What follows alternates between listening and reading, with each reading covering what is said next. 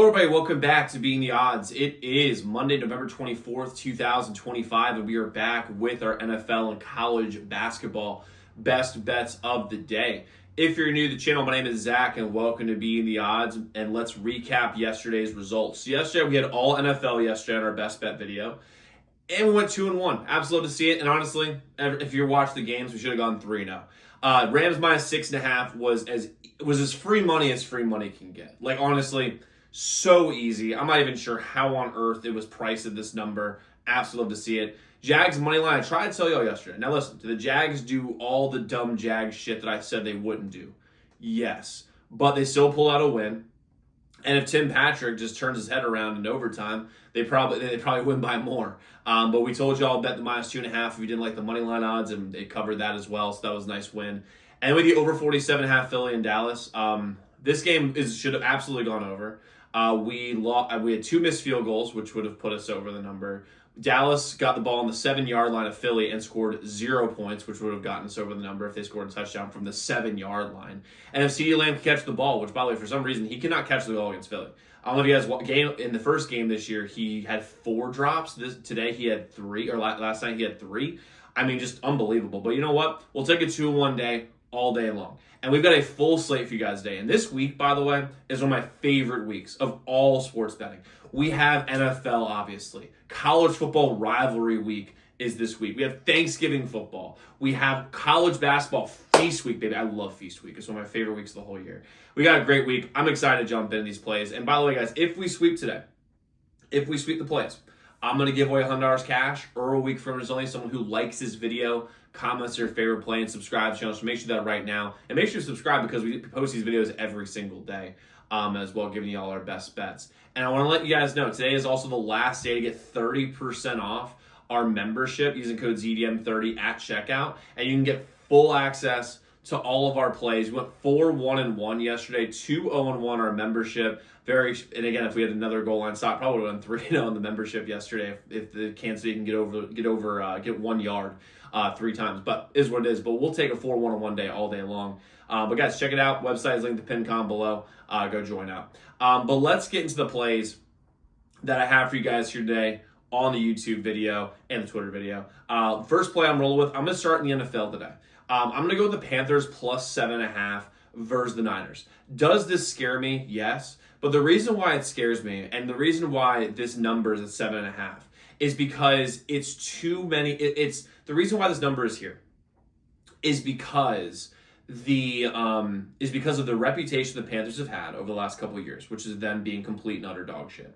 They are not that anymore. The 7.5 number, if people actually really watch, if the public actually watch the games, the Panthers should not be 7.5 point underdogs to this Niners team. Just isn't the case. And the Niners gain more respect because of what they've been for the last few years, which is very, very good.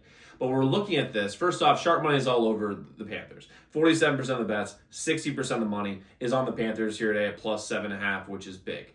And again, the only reason the Panthers are 7.5 point underdogs is because of the last few years' reputation for both teams. And Bryce Young has gotten better and better and better. Last week against the Falcons, he put up 450 yards. Absolutely incredible. Ted McMillan is great. If they can get Xavier Legette going, that'd be huge. And Rico Dowdell is great out of the backfield. This offense of the Panthers is going to keep them in the game, especially against a banged-up Niners defense that's missing Nicky Bosa and Fred Warner, which are their 2 best players by a mile on the defensive side of things. They've obviously been out for a while, but even so, Bryce Young and this Panthers team is able to move the ball and keep this game close the entire way.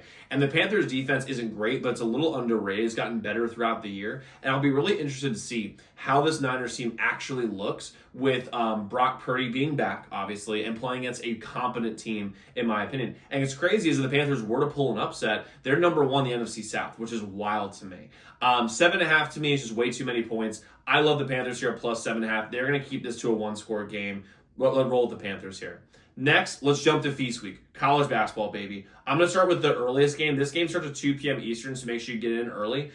Is Baylor minus 3.5 versus Creighton. The Sharps are all over Creighton today. As of right this second, the betting split, I want to make sure I give you guys the right numbers, make sure they get updated.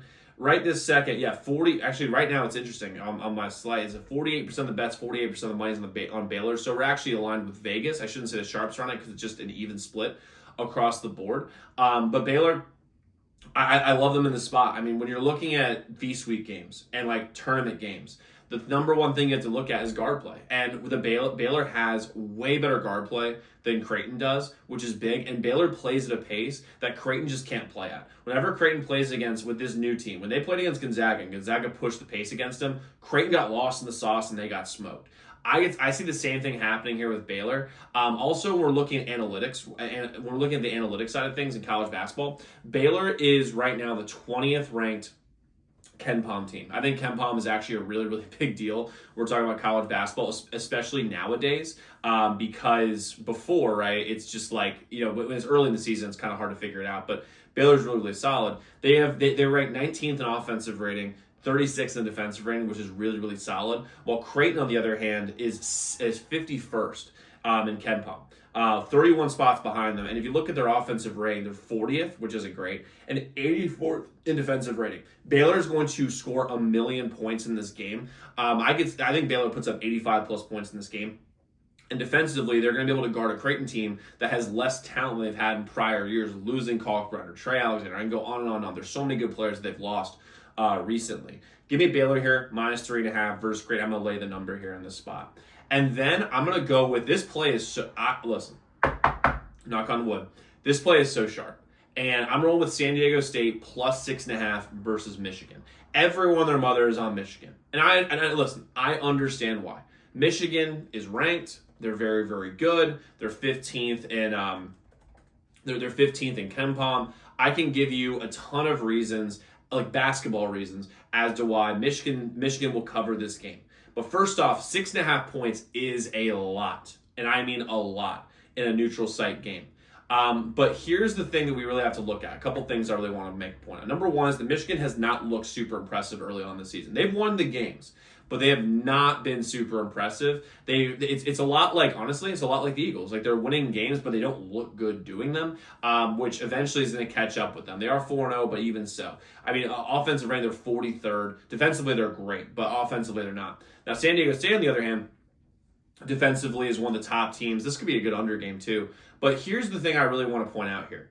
This game is being played at 10:30 p.m. Eastern time. 10:30 p.m. San Diego State is obviously on the West Coast, and Michigan is on Eastern time. And when you're looking at basketball games in particular, if the game is played after 9 p.m., the West Coast team will cover 68% of the time if they're playing a team that is normally in the Eastern time zone. Because, just stay with me now, your body composition is it peaks for performance between 5 and 8 p.m., whatever time you're on, like West Coast, East Coast, whatever time you're used to, okay? So for San Diego State, they're playing this game at 7:30 p.m. This is a very normal game for them. Michigan's playing this game at 10:30 p.m. Eastern. They can say, we got out there early, we adjusted. It takes about a week to get adjusted, especially when you're in Vegas. I mean, the kids are going crazy. I mean, it's a whole thing. And San Diego State is not going to have an issue. And the later this game goes, I mean, normally these college basketball games are 2 hours. You're going to tell me Michigan is going to be at peak performance at midnight? I just don't see how that happens. Now, listen, Michigan could very well win this game. I really do honestly see them winning this game. But San Diego State's going to cover the 6.5.